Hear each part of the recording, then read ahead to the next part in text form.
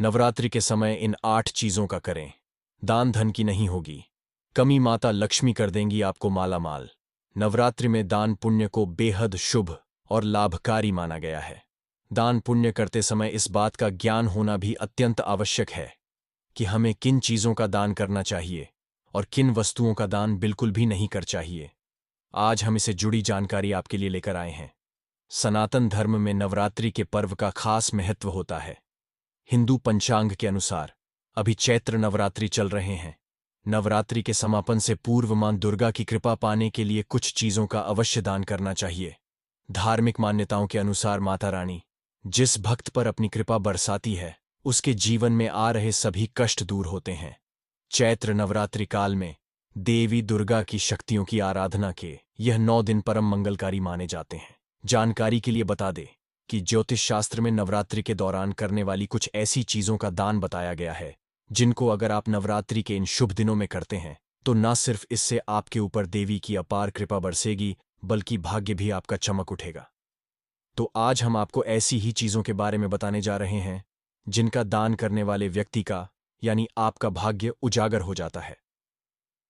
दोस्तों चलिए जानते हैं कि इन पावन 9 दिनों में आप किन वस्तुओं का दान कर सकते हैं जो कि आपके लिए अत्यंत कल्याणकारी सिद्ध होगा। साथ ही हम जानेंगे कि किन चीजों का दान भूलकर भी ना करें। लेकिन उससे पहले अगर आप भी चाहते हैं कि लक्ष्मी माता का आशीर्वाद आप पर बना रहे तो इस वीडियो को एक लाइक करें और आपके अपने चैनल द राधे वॉइस को सब्सक्राइब कर लें और कमेंट बॉक्स में जय लक्ष्मी माता जरूर लिखें। नवरात्रि में किन चीजों का दान है अत्यंत कल्याणकारी। नंबर 1, किताबें। किताबों का दान महादान माना गया है। माना जाता है कि नवरात्रि के दिनों में किताबें दान करने से बहुत लाभ मिलता है। इससे व्यक्ति के जीवन में कभी दुख नहीं आते और मां दुर्गा के साथ ही मां सरस्वती का आशीर्वाद भी भक्तों पर बना रहता है। इसलिए आप अष्टमी या 9वीं नवरात्रि तिथि संपन्न होने से पहले कन्या पूजन के दौरान किताबों का दान कर सकते हैं।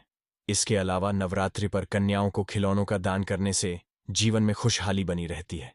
इसलिए आप कन्या पूजन पर खिलौनों का दान कर सकते हैं। नंबर 2, केला। शास्त्रों के मुताबिक नवरात्रि के दिनों में मां दुर्गा की कृपा पाने के लिए केले का दान जरूर करना चाहिए। माना जाता है कि केले का दान करने से घर में बरकत आती है, साथ ही माता रानी की हमेशा आप पर कृपा बनी रहती है। साथ ही यह भी कहा जाता है कि इससे उनके घर में धन धान्य बनने के भी योग बनते हैं। जो लोग दरिद्रता से निजात पाना चाहते हो उन्हें केले का दान जरूर करना चाहिए। हो सके तो केले का दान किसी जरूरतमंद को ही करें। ऐसा करने से मां दुर्गा खुश होंगी और आप पर हमेशा अपनी कृपा बनाए रखेंगी। नंबर 3, चावल। चावल को समृद्धि का प्रतीक माना जाता है। घर से भी अगर किसी बेटी को विदा किया जाता है तो उसकी गोद में चावल को डाला जाता है। नवरात्रि में कन्या भोज के बाद कन्याओं को विदा करते समय कन्याओं को उपहार के साथ थोड़ा सा चावल और जीरा भी देना चाहिए। इससे आपके घर में संपन्नता बढ़ती है। इसलिए कन्याओं को विदाई के समय थोड़ा चावल भेंट स्वरूप दान करना चाहिए। इसके अलावा शास्त्रों के अनुसार अन्नदान को काफी शुभ माना गया है। इसलिए खासकर इन 9 दिनों में किसी भी जरूरतमंद व्यक्ति को आप अन्न का दान अवश्य करें। ऐसा करने से आपको परम पुण्य की प्राप्ति होगी और आपके जीवन से सारे नकारात्मक प्रभाव दूर हो जाएंगे। नंबर 4, लाल चूड़ियां। नवरात्रि के 9 दिन तक मां दुर्गा के अलग अलग स्वरूपों का पूजन किया जाता है और उन्हें सुहाग की सामग्री अर्पित की जाती है। माना जाता है कि मां दुर्गा को सुहाग की सामग्री अर्पित की जाए तो वे अखंड सौभाग्य का आशीर्वाद देती हैं। इसके साथ ही ज्योतिष शास्त्र के अनुसार नवरात्रि के इन पावन 9 दिनों में 8 साल से छोटी कन्याओं को लाल चूड़ियों का दान करना सबसे उत्तम माना गया है। कहते हैं कि कन्याओं को देवी का स्वरूप मानकर उन्हें लाल चूड़ियां पहनाने से देवीय कृपा बरसती है।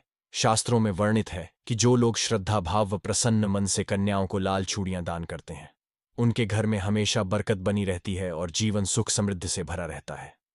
नंबर 5, मिष्ठान। आप कन्या पूजन के समय कन्याओं को थोड़ा मिष्ठान जरूर दें। मिष्ठान को शुभ माना जाता है। कन्या भोज को करने के लिए आपको कम से कम एक मिठाई भी शामिल करनी चाहिए। अगर किसी वजह से आप मिष्ठान शामिल ना कर सके तो घर में साफ सुथरे ढंग से बनाया हुआ सूजी या फिर आटे का हलवा भी माता का भोग लगाकर कन्याओं को खिला सकते हैं। ऐसा करने से आपके गुरुग्रह की मजबूती बढ़ती है और मां भगवती भी आपसे प्रसन्न होती हैं। इसके अलावा नवरात्रि के दौरान देवी जी की आराधना के साथ शुद्ध घी का दान करने से भक्तों को माता का आशीर्वाद मिलता है। आप शुद्ध घी किसी मंदिर में दान कर सकते हैं या फिर किसी ब्राह्मण अथवा जरूरतमंद व्यक्ति को भी दान में दे सकते हैं। नंबर 6, वस्त्र। नवरात्रि के दिनों में कन्याओं को वस्त्र दान करना भी शुभ माना गया है। माना जाता है कि कन्याओं को यदि वस्त्र दान किए जाए तो घर से नकारात्मक शक्ति दूर होती है, दुख दरिद्रता का नाश होता है, वहीं परिवार के सदस्यों को स्वास्थ्य का सुख मिलता है, यानी रोगों से राहत मिलती है। ध्यान रहे, नए वस्त्रों का दान ही करें, पुराने या फटे कपड़े भेंट ना करें। इसके अलावा बता दें कि धार्मिक मान्यताओं के अनुसार देवी दुर्गा को सुहाग का सामान अति प्रिय है।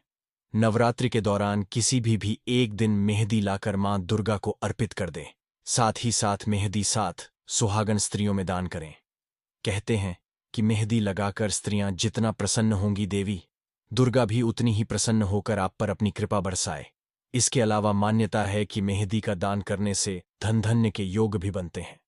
नंबर 7, दक्षिणा। कन्याओं को चलते समय दक्षिणा के बगैर कभी भी विदाई नहीं देनी चाहिए। इसके बिना कन्या पूजन पूरा नहीं होता है। आप अपनी सामर्थ्य के अनुसार कुछ भी दें, लेकिन दक्षिणा जरूर दें। यह तो हुई दान देने की बात। आइए अब जान लेते हैं कि आपको नवरात्रि में क्या दान करने से बिल्कुल बचना चाहिए। इन चीजों का दान भूलकर भी नहीं करना चाहिए। नंबर 2, लोहा। कहा जाता है कि नवरात्रि पर्व के 9 दिनों में किसी भी व्यक्ति को लोहे के सामान का दान करने से बचना चाहिए। यह दान अमंगलकारी माना जाता है। नंबर 1, कमल का पुष्प।